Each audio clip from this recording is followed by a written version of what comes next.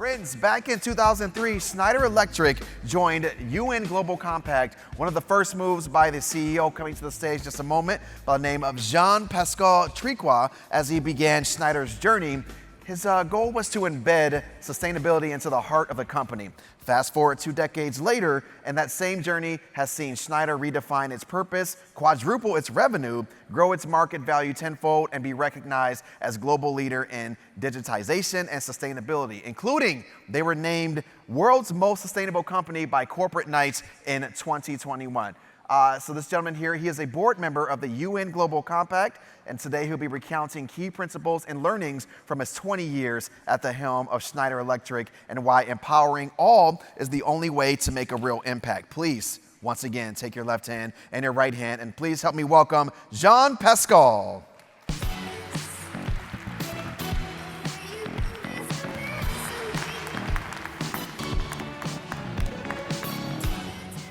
Good afternoon.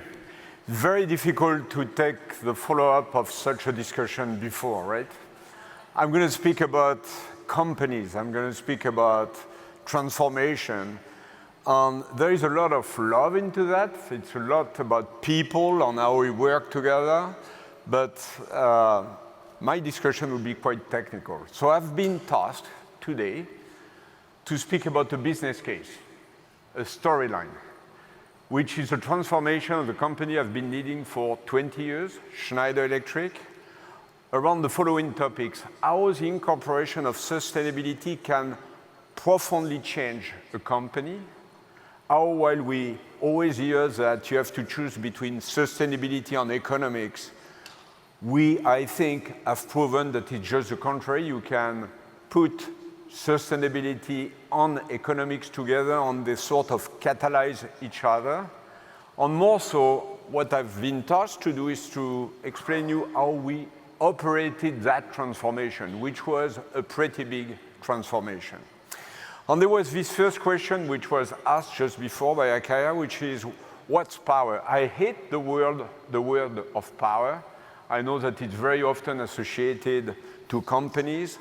But I think the way I see it, and it has been sort of said, for me I see it, the capacity to coalesce people to have an impact around a common cause. And when you happen to do it across 100 countries, 100 cultures, while at the beginning, which was 20 years ago, you start with a company which was 80% French, still remains my accent, and I can't get rid of it, then I think you've made an impact on a global scale, and somewhere you can be happy of the journey which we together have realized. And all of this is based on people, on working together, on coalescing together. So this is what we've become. So 20 years ago, we are doing circuit breakers. Circuit breakers, for those who don't know, is a sort of small thing that you have in your home. You never go there except when there is an electrical problem. And we became that, a world leader in smart homes, smart buildings, smart transport, data centers, smart industries, utilities, smart grid utilities, and so on. Why did we operate this change? For one very simple reason, is that when we look at the world, climate change, I consider it to be the biggest challenge of our generation. And we still have to provide energy to 5 billion people on the planet in the next coming 20 years. 5 billion people means 50% of the world population that we're going to be in 20 years. So it's a huge challenge. And who are those 5 billion people? They are the 1 billion people who don't have access at all to energy today on the planet. There are the 2 billion people who will join us in the next coming 20 years, and they will be mostly in Africa, Asia, and Latin America. And then there are the 2 billion people who today have a little bit access to energy, but they don't have enough access to energy to have a decent life. So my definition, and that's a long time ago, of energy, it's a fundamental human right for everybody on the planet. If you don't have access to energy, your life is miserable. You have no access to inclusion, you have no access to education, you stay at the basic things. So first duty when you work in my sector is to make sure that everybody gets access to that. Now you realize that doubling up on the people who have access to energy is bad news for climate change, because climate change is about carbon emission, and carbon emission is all about energy. And if you look at the curve on the left side here, or on the right side for you, sorry, the red curve is where we go if we don't change our energy model, and the green curve is where we should go. And it's pretty simple. We have no other choice but to shift completely the paradigm, and this is why we move from circuit breakers, which is you distribute things, you distribute energy, and we went to smart and green, based on digitization, and based to clean electrification, to provide energy to twice as many people, but while cutting by a factor of 2 the emissions and be back on the right track. So that's what we do. And how did we operate that transformation? When you lead a community which today 150,000 people, you need consistency. You need to put everything in perspective. So we redefined our business. We worked a lot on the culture. I'll come back on that. We work on the ecosystem, on the governance of the transformation. So this is the equation we are trying to put together. We are trying to define a future that's going to be much more efficient, that's going to be much more sustainable, efficiency, digitization for a step change in efficiency, electrification for a step change in decarbonization, and make sure that everywhere we live, we work, is smart and green.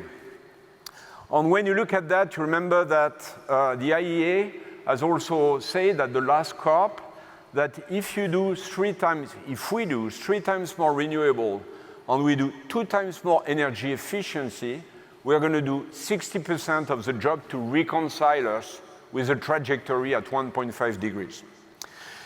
So doing that, on taking that bend, that's 20 years ago when nobody was speaking too much about climate change, we started by saying, how do we distribute energy and electricity in a different manner and so on. On doing that, we realized that if we digitize everything, we can save 30 to 50% energy everywhere. And because we had digitized everything, we started to do software. And because we had access to data and digital, we started to do consulting. Well, this is the transformation of the company. And again, I'm here to explain you how sustainability can be positive for a company in terms of innovation and in terms of economics. But digital multiplied by 16, 15 billion in digital today for a company that was doing 0 digital 20 years ago. Electric multiplied by 5 because the world will be much more electric if we want it to be more sustainable. Sustainable plus 26 billion. Today, 70% of the engagement we have with our customers is not about technology. It's about how do you help me to become net zero or to become carbon neutral. And finally, because the 5 billion people I was talking about are mostly in emerging markets, today half of the business we do is in emerging markets with solutions which have nothing in common with what we do in the US, in Europe, or in Japan, with solutions which are completely developed for those markets. The most important part of this transformation is all about people. Global Compact is that coalition of companies. I don't know what's your experience with companies. My strong belief is that everything, absolutely everything, is about people. People speak about culture. The culture is just a byproduct of the people you select and you bring together. So if there is one work where you have to spend the most time as a leader of any company or the leader of any team is on the choice of the people, on the way you make people work together.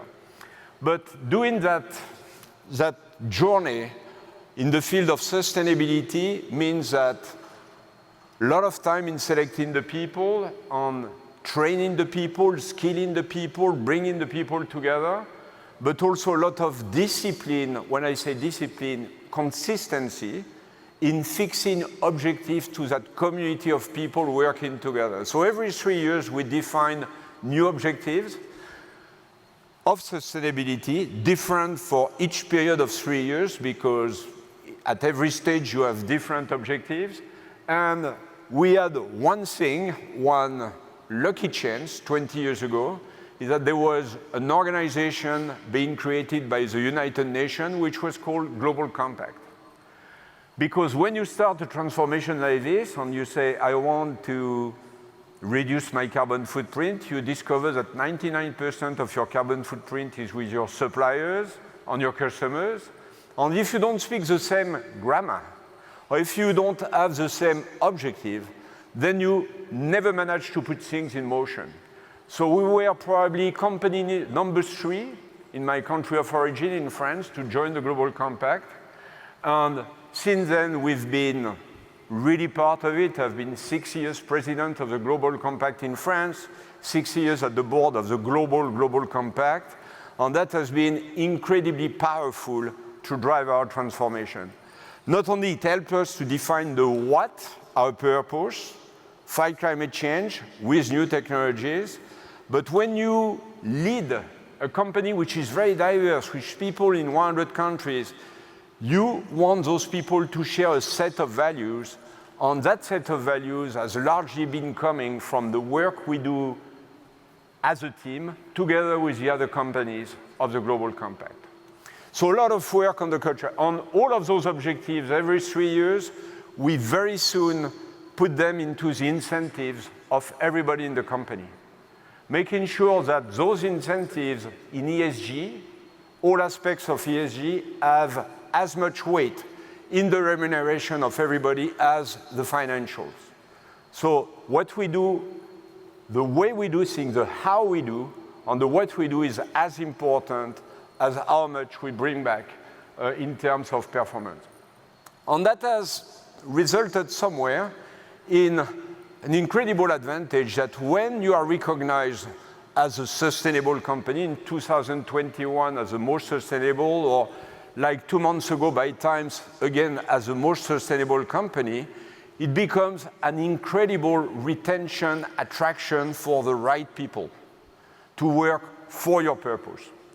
And that, I think, has been the main benefit of aligning sustainability and economics to make a community which is fully aligned on the what, but more so on the how you do business. Now, number 3 is the ecosystem. So here it is, you decide a transformation, and then you speak about your carbon footprint to start with. And at Schneider, it's very simple. 99% of our carbon footprint is outside of Schneider. It's with our suppliers, upstream, or downstream with our customers. So rule number 1 of ESG, it's teamwork. You cannot say, I'm just closing myself to my perimeter. You've got to bring along everybody, right? Speak about coalition, it's an extended coalition. There again, the Global Compact is fantastic, but take what we do the way we do it. So we start with our own commitments with our employees, carbon neutrality, net zero by 2040. But then we turn to our suppliers and we help our top 1,000 suppliers to cut our emission by a factor of 2. And that makes those suppliers, our partner suppliers, more competitive to go and see the other customers and convince them to be chosen, because they will help all the other customers to be more performing in terms of carbon footprint. Then we go to see our customers and we implement the technologies to help them save 100 million tons a year, which means technically we are net positive because our own carbon footprint, scope 1, 2, 3 is 60 million. So we generate already today 40 million of positive impact in terms of carbon. Then as we develop 50% in emerging countries, we've, over the past 5 years, brought green energy to a community of 50 million people, mostly in emerging countries. And with that, we've trained 1 million people to those disciplines of clean electrification and digitization, so that they will by themselves develop those technologies on a much larger scale. And finally, we found that investors were really happy to invest in our company because of that, because 80% of our revenue is linked to sustainability. So today, Schneider is part of the 3 top stocks invested by ESG investors. So here, when you look at this, when you embark in such a transformation, you can't limit yourself just to the perimeter of the company. You have to open immediately to all the stakeholders and bring them along this transformation. This is not only for carbon. I speak a lot about carbon because this is our business, right? Energy and carbon. But our responsibility to our ecosystem is going into all directions on all stakeholders. So same thing for social standards, same things for living wage, decent conditions of living that we bring all across the ecosystem. And there again, it's a question of, well, responsibility, of course, but when you think about it, if you cultivate an ecosystem like this, it brings also a lot to the quality of the product you develop, a lot to the responsibility of the whole value chain that you bring along, and that's really important if you want to achieve your strategic transformation on the purpose of your company. So, final point which is really important, which I would like really to underline. When you go into such a transformation, which is a big transformation, you need a very strong, multifaceted governance. In our case, we have a CSR committee at the board for a long time. We have a person at the executive committee representing directly sustainability at the level of strategy, because to make sure that sustainability is at the core of our strategy. We have an independent stakeholder committee made of people not coming from the economic sphere, but coming from NGOs, coming from some political organizations that will systematically challenge our objective, challenge our way of doing, but more so they will help us to understand how we should drive those transformations, how we should address subjects. We have independent quarterly audits of our ESG parameters as well as audited as our financials. And finally, we fixed a part of the incentive of the company not on our appreciation of our performance with respect to objectives, but in the way we are rated by independent agencies with respect to all the other companies. So that's always relative. It's not us defining the bar. It's other companies looking at us defining if we do well or if we don't. If you put all of that together, and I've been asked to share this journey, I think the key element is about collaboration at every level, inside the company, outside the company, on consistency, on taking a very long-term view at the transformation on your objective of this transformation, which has 2 benefits. The first one is that the more you cultivate this culture of excellence in ESG, the more you will create more innovation, the more you will be recognized, and the more you will attract also people who are interested as much by this as somebody would be by a typical company. And then when I go around, people say, very well, but this has a cost. For a company like Schneider, maybe you could be performing even better if you would be just driven to economics. And you've seen a lot of backlash in the past years on the topic of when you choose sustainability, well, some people say companies should be just directed to the economics. I would argue just the contrary. I mean, again, sustainability on ESG helps you not only to redefine the what of your company, but they also help you to redefine the how you do business. And at the end of the day, as we are companies, we like results. And when I look at what we've done at Schneider, well, we've grown more than the average of the industry. We've multiplied by 4 our revenues. We've multiplied by 10, actually, as we speak today, by 12 our market cap. We are one of the companies the most invested in the world by the fund, and especially the ESG fund. And the total shareholder return has been far above the market. I have always been convinced that if you focus just on the economics, you just forget all the collateral effects of your decision on all the aspects of society and environment. If, on the contrary, even if it has an initial cost, you include those impacts into the parameters, into the incentives, into your decision, at the end of the day, and that day can happen pretty fast, then you're going to be much more recognized than the people who were focusing quarter by quarter just on the financials. Count on your people, integrate sustainability in your strategy, be a bit lucky. We've been lucky multiple times.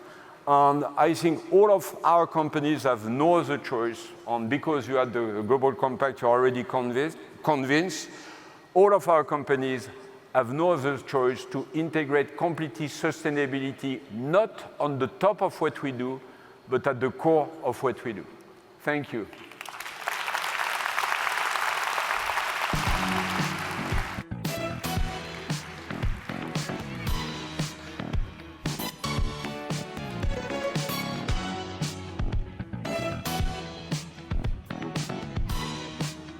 Amazing. Thank you so much, Jean-Pascal, for setting an example for all the business leaders here today. On behalf of UN Global Compact, we also want to thank you for your service to the board as your term concludes. Yeah, right on.